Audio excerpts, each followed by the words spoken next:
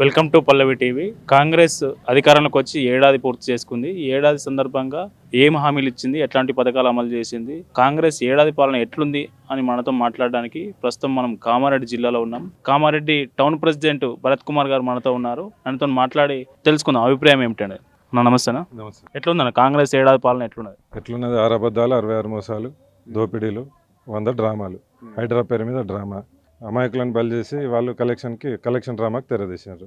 6 గ్యారెంటీలు అన్నారు. ఏమన్నా ఇంప్లిమెంట్ చేసినారు దాంట్లో? అసలు ఎవరికి ఇవ్వాలి లబ్ధిదారులు, ప్రాపర్ కరెక్ట్ లబ్ధిదారులు ఎవరు, అర్హుదారులు ఎవరు అనేది వీళ్ళ దగ్గర డాటానే లేదు. ఎవరికి ఎట్లా న్యాయం చేస్తారు? సగం మందికి ఇచ్చేది, మొత్తం ఇచ్చినామని డబ్బా కొట్టుకునేది. చాలా మంది బాధితులు ఆఫీసుల చుట్టూ, గవర్నమెంట్ ఆఫీసుల చుట్టూ తిరిగిపోతూ ఉన్నారు. నిన్న మొన్న చూసినాం వాళ్ళ కార్యకర్తలే అసలు మేము ఇన్ని సంవత్సరాల నుంచి కష్టపడి పార్టీ కోసం కొట్లాడుతుంటే మా పార్టీ ఇచ్చిన ప్రభుత్వ పథకాలు మాకే అందుతలేవు, మరి ఎవరి కోసం మేము పనిచేస్తున్నామని వాళ్ళే తిరగబడ్డ పరిస్థితి చూసినాం. మనం ఎవరికి న్యాయం చేస్తున్నారు? ఎక్కడ లేదు. గ్రౌండ్ లెవెల్ చూడండి, అభివృద్ధి కార్యక్రమాలు ఇక్కడ జరిగినట్టు కనపడుతున్నాయా? ఇప్పుడు టౌన్లో మీరు టౌన్ ప్రెసిడెంట్ బీజేపీ కదా, ప్రజా సమస్యల మీద మీరు నిత్యం ఉంటారు జనాల్లో.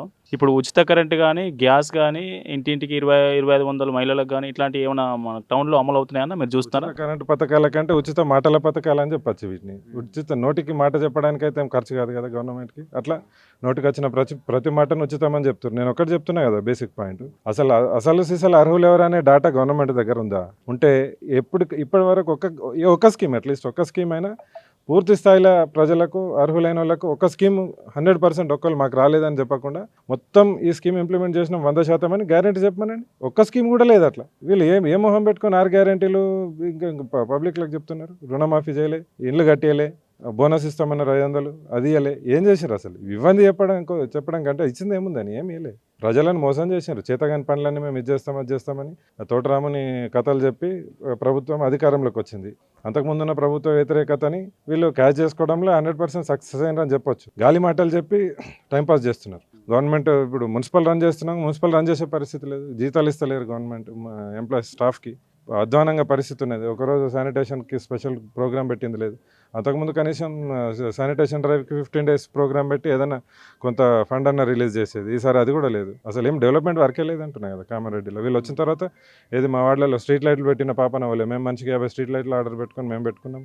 చిన్న వర్క్లు ఉంటే మేము చేయించుకుంటున్నాం. ఎక్కడ అసలు అభివృద్ధి మాటకు అర్థమే లేదు కామారెడ్డిలో. ఇప్పుడు కేసీఆర్ అంతా రాష్ట్రాన్ని అప్పులపాలు చేసిండు, అందుకే మేము ఇప్పుడు ఏం చేయలేకపోతున్నాం మాట గవర్నమెంట్. మీ బుద్ధి ఏమైంది? కేసీఆర్ అప్పులపాలు చేస్తే నువ్వేం మొత్తం అమ్మేద్దాం అనుకుని గ్యారెంటీలు ఇచ్చినావా? నేను ఎవడేమన్నాడు 6 గ్యారెంటీలు? బాబు మాకు చేత కాదు, కేసీఆర్ అప్పులపాలు చేసిన సంగతి మీకు తెలియదా? మీ ఎమ్మెల్యే లేరా? మీరు అసెంబ్లీలో కూర్చోలేదా? మీరు కేంద్రంలో కూడా ప్రభుత్వం నడిపిన వాళ్ళే కదా, అంతకుముందు ప్రభుత్వం నడిపిన వాళ్ళే కదా. మీకు కూడా ఒక ప్రతిపక్ష హోదాలో ఉన్న నాయకుడు ఉన్నాడు కదా, ఆయనకు సమాచారం మొత్తం ఉంటుంది కదా. దేన్ని నమ్ముకొని మీరు అన్ని పథకాలు, అన్ని గ్యారంటీలు ఇస్తామని చెప్పి ప్రజలను మభ్యపెట్టి మోసం చేయాల్సిన అవసరం ఏమున్నది? నిజాయితీగా రావాల్సింది పబ్లిక్లకు. ఆయన మొత్తం అమ్ముకున్న పరిస్థితి మీకు తెలియదా? ప్రభుత్వంలోకి వచ్చేటప్పుడు, ముందు పోటీ చేసేటప్పుడు, ఎలక్షన్లకు ముందు 6 పథకాలు ఎక్కడి నుంచి డబ్బులు మీ ఆస్తుల మీద తీసుకొచ్చి పెడదాం అనుకున్నారా? మభ్యపెట్టడం తప్ప కాదా? ప్రజలను, మహిళలను మోసం చేశారు. మహిళలకి ఈ పథకాలు, ఆ పథకాలు, మహాలక్ష్మి అన్నారు, అమ్మవార్ల పేర్లన్నీ వాడుకొని పథకాలు పెట్టినారు, నట్టేట ముంచేసారు. సాగు దెబ్బ తగులుతుంది. ఈసారి స్థానిక ఎలక్షన్లలో కరుకాచి వాత పెడతారు, అప్పుడు అర్థమవుతుంది వీళ్ళకి. వీళ్ళు చేసిన సంవత్సరం పాటు వీళ్ళు చేసిన పథకాలు ఏంది, వీళ్ళు ఎలుగబెట్టిన డ్రామాలు ఏంది, హైడ్రా పేరు మీద ఎవరిని గుల్లగొట్టినరు. రమణారెడ్డి గారు ప్రెస్ మీట్ పెట్టి, మా కామారెడ్డి ఎమ్మెల్యే రమణారెడ్డి గారు ప్రెస్ మీట్ పెట్టి క్లియర్గా చెప్పారు కదా. ఇంకా మీ హయాంలో మీరు ఏ బఫర్ జోన్లలో ఎవరికి ఎన్నెన్ని ఎకరాలు, లక్షల గజాలలో పెద్ద హైరైజ్ బిల్డింగ్స్కి పర్మిషన్స్ ఇచ్చారు ఈ గవర్నమెంట్ వచ్చిన తర్వాత. మరి నువ్వు పర్మిషన్ ఇస్తావు ఎట్లా? ఇంకో కొంత కూలబెడతావు ఎట్లా? అంటే నీకు కావాల్సింది ఏంది? ఇదంతా blackmail drama, high drama. KVR Katipalli Venkataramana Reddy గారు చూస్తే 2 సీఎంలను ఓడించి జాయింట్ కిల్లర్గా ఇక్కడ ప్రజలు గెలిపించుకున్నారు. ఈ గెలిపించుకున్న తర్వాత రమణారెడ్డి గారు ఈ ఏడాది పాలనలో ప్రజలు ఎట్లా ఉన్నారు? మీరు జనాల్లో తిరుగుతున్నారు కదా, ఆయన ప్రజలకు అందుబాటులో కానీ, సమస్యలు కానీ ఏమైనా అందుబాటులో ఉంటున్నారా, చేస్తున్నారా? ఏమైనా 100% ప్రజలకు అందుబాటులో ఉంటున్నాయి. ఆయన సొంత ఇల్లు కొట్టుకొని కూడా క్యాంప్ ఆఫీసులనే నివాసం ఉంటున్నాడు. ఆయన హైదరాబాద్ ఇల్లు లేదు, ఉన్న హైదరాబాద్ ఇల్లు కూడా అమ్మేసి పబ్లిక్ నిన్న మొన్న షెడ్లు కొన్ని పెండింగ్ ఉంటే పనులు, వాటికి కూడా ఆ డబ్బులు వాటికే వాడిండు ఆయన. మేము ప్రత్యక్ష సాక్షులం దానికి క్లియర్గా. ఎక్కడ వేరే దగ్గర ఇల్లు లేదు.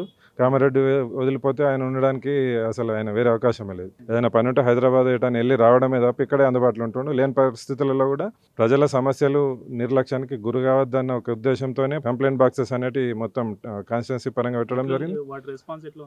వస్తున్నాయి కంప్లైంట్స్ వచ్చినాయి. మేము ప్రభుత్వ అధికారుల దృష్టికి కానీ ఎక్కడెక్కడ ఏ డిపార్ట్మెంట్స్, మోస్ట్లీ ల్యాండ్ ఇష్యూస్, రెవెన్యూకి సంబంధించిన ఇష్యూస్ చాలా ఎక్కువ వస్తాయి. అవన్నీ కూడా ఎప్పటికప్పుడు మేము అధికారుల యంత్రాంగం దృష్టికి తీసుకుపోతున్నాం. రెగ్యులర్గా సమీక్షలు నిర్వహిస్తున్నారు. రెగ్యులర్గా విజిట్స్ ప్రభుత్వ రంగ పాఠశాలలు కానివ్వండి, హాస్పిటల్స్ కానీ ఎక్కడెక్కడ అవసరం ఉందో ప్రతి దగ్గర వెరీ ఫ్రీక్వెంట్గా విజిట్స్ చేస్తున్నారు. ఎప్పుడు ప్రజలకైతే పూర్తి స్థాయిలో అందుబాటులో ఉన్నారు. సొంతంగా ఇచ్చిన హామీల మీద ఎక్కడక్కడ మిగిలిపోయినామంటారో వాటి మీద కూడా ఇంకా పనులు నడుస్తూనే ఉన్నాయి, ఎక్కడ కూడా ఆగలేదు. ఒక వ్యక్తి సొంతంగా తన సొంత డబ్బుతోని సొంత శక్తితో చేస్తా అన్న పనుల మీద విమర్శించే హక్కు వీళ్ళకి ఎక్కడుంది, నైతిక హక్కు వీళ్ళకి ఎక్కడుందని అడుగుతున్నాను. ఈరోజు కాకపోతే రేపు అవుతాయి. అది ఆయన సొంత నిర్ణయం, సొంత డబ్బుతో చేసేది. దాన్ని మనం అంత గట్టిగా ప్రశ్నించేటప్పుడు మరి ప్రభుత్వం కల్లబొల్లి మాటలు చెప్పి అధికారంలోకి వచ్చిన ప్రభుత్వం మీద ఎంత బాధ్యత ఉంటుంది, ఎన్ని పనులు చేసే బాధ్యత ఉంటుంది? మరి దానికి మీరు సమాధానం చెప్పే పరిస్థితి లేదా? మీకు మొహం ఉందా అని అడుగుతున్నాను నేను. ఇప్పుడు రేవంత్ రెడ్డి ఇంకా 4 ఏళ్ల పాలన ఉందిగా, మీరు ఏం చెప్తారు? మీ కామారెడ్డి తరపు నుంచి, బీజేపీ తరపు నుంచి ఏం చెప్తారు? గవర్నమెంట్ ఎట్లా రూల్ చేయాలని మీరు సూచనలు ఏంటి? దోపిడీ కార్యక్రమాలకు తెరదించితే పబ్లిక్ అంతే అదృష్టం అనుకోవాలా.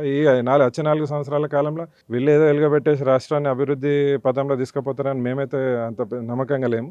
కానీ హైడ్రా లాంటి కార్యక్రమాలు పెట్టి పబ్లిక్ని దోచుకొని వీళ్ళు వేల కోట్లు కూడబెట్టుకొని ఆ రాజకీయం డబ్బుతోనే ఏదైతే రాజకీయం చేస్తున్నారో, మొన్న ఎలక్షన్ల ముందు కొండలరెడ్డి గారు 15 రోజుల ముందు వచ్చి ఇక విచ్చలవిడి డబ్బు పంపిణీ చేసింది. ఎక్కడి నుంచి వచ్చినాయి ఈ డబ్బులని? కాంగ్రెస్ ఎక్కడ రాజకీయం చేసినా మీరు ఒకసారి గ్రౌండ్ లెవెల్లో క్షేత్రస్థాయిలో పరిస్థితులు చూస్తే మీకు అర్థమవుతాయి. మొత్తం డబ్బు ప్రవాహం తప్ప ఇంకోటి ఏముండదు. ప్రజల దగ్గర ఉన్న ఎక్కడెక్కడ ఏమేమి వీక్నెసెస్ ఉన్నాయి, ఆ లూప్ హోల్స్ని, వీక్నెసెస్ని అడ్డం పెట్టుకొని పోలింగ్ మేనేజ్మెంట్ ఎలక్షన్ టైంలో అవి డ్రామాలు చేసి అధికారంలోకి వస్తున్నారు కొన్ని ప్లేసెస్లో. అంతకుమించి వీళ్ళు సొంతగా అభివృద్ధి చేసి గత 70 సంవత్సరాలలో కేంద్రంలో తీసుకున్న, రాష్ట్రంలో తీసుకున్న వీళ్ళు పెద్ద ఎవరుగా పెట్టింది అయితే ఏం లేదు. వీళ్ళు ఇంకా చెప్తారు, నీతులు చెప్పమని బాగా చెప్తారు. మరి 60-70 సంవత్సరాలు మీ తాత నాయనమ్మ వాళ్ళే పాలించారు కదా. మరి అట్లాంటప్పుడు గరీబీ హటావ్ నినాదం మీరే డ్రామా కింద తీసుకొచ్చారు. ఎవరిని గరీబ్ కో హటా దియే, గరీబీ కో నై హటాయ్. వాళ్ళ నినాదం అదే, అది కూడా అదే. మత కలవరాలు సృష్టించడం, ఫేక్ ఉద్యమాలు సృష్టించడం. వాళ్ళు అసలు నాయకుడే బుద్ధి లేని నాయకుడు ఉన్నాక ముందర గాడిద ఒక సామెత ఉన్నది, 10 మంది ఒక గుంపుకు గాడిది నాయకత్వం వహిస్తే గుంపులో సింహాలు ఉన్నా సరే అవి గాడిదలాగా బిహేవ్ చేస్తాడు. అదే సింహం నాయకత్వం వహిస్తే వెనక గాడిదలున్నా సింహం లాగా బిహేవ్ చేస్తాయి. మరి ఇలా నాయకుడు ఎట్లుంటాడో మనందరికీ తెలిసిందే. మరి ఇంకా పార్టీ సరైన దారిలో పోతుందని మనం ఎట్లా ఆలోచిస్తాం, ఎట్లా ఊహించుకుంటాం? కనీసం వచ్చే 4 సంవత్సరాలు ఓపికతో భరించాల్సిందే. మనం చేసిన తప్పుకు భరించాల్సిందే. ప్రభుత్వం మారినాక ఖచ్చితంగా ఈసారి ప్రజలు నిర్ణయించుకున్నారు. ఈసారి భారతీయ జనతా పార్టీ తెలంగాణ గడ్డ మీద జెండా ఎగిరేస్తుంది. అభివృద్ధి ఏందో ఎట్లుంటుందో ఖచ్చితంగా రుచి చూస్తామని చెప్తున్నాను, నమ్మకంగా ఉన్నాను.